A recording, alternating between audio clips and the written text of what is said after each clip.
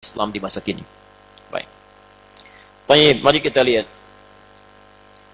Nama beliau disebutkan di sini Jabir bin Abdullah Al-Ansari.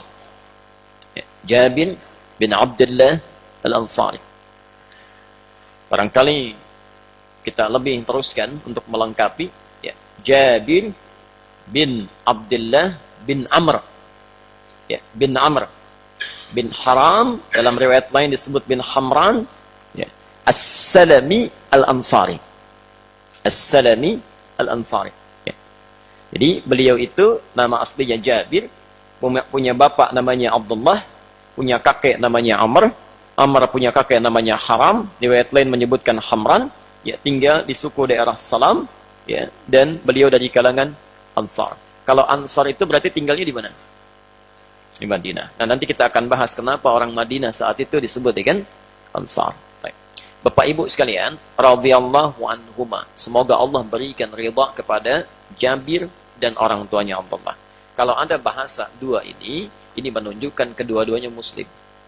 Orang tua dan anaknya muslim dan tidak sekedar muslim. Jabir lahir di Madinah, Bapak Ibu sekalian, kurang lebih 15 tahun sebelum hijrah. Jadi sebelum fase hijrah ke Madinah, ya, Jabir itu sudah lahir 15 tahun sebelumnya. 15 tahun sebelum hijrah. Pelan-pelan.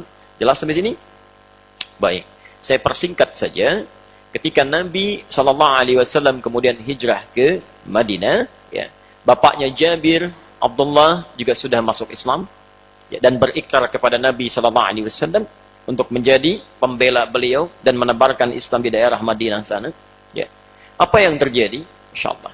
Ini hebatnya sahabat. Saya sering kali ulang-ulang kisah ini untuk memotivasi.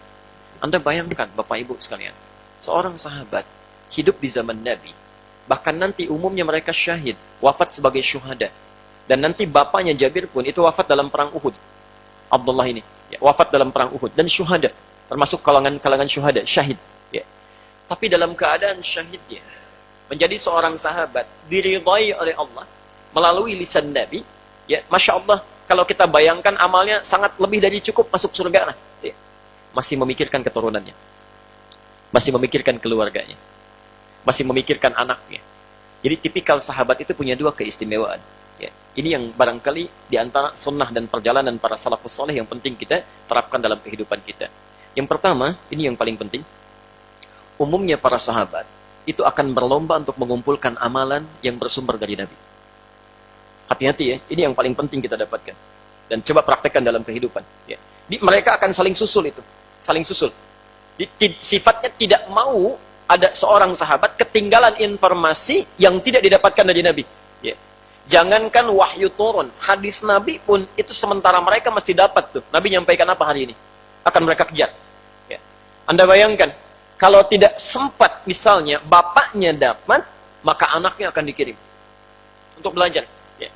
Bukankah pernah saya kisahkan dulu kisahnya Abbas, paman Nabi, keluarga Nabi, kisahnya Umar bin Khattab, ya, kisahnya Malikah yang punya anak Anas bin Malik itu, ya. Termasuk ini, Abdullah punya anak namanya Jabir. Abdullah itu ahli perang, sering ikut perang, ya. Jadi sifat itu ditanamkan pada anaknya, untuk ikut jihad, ya, disemangati dan sebagainya. Bahkan pernah nanti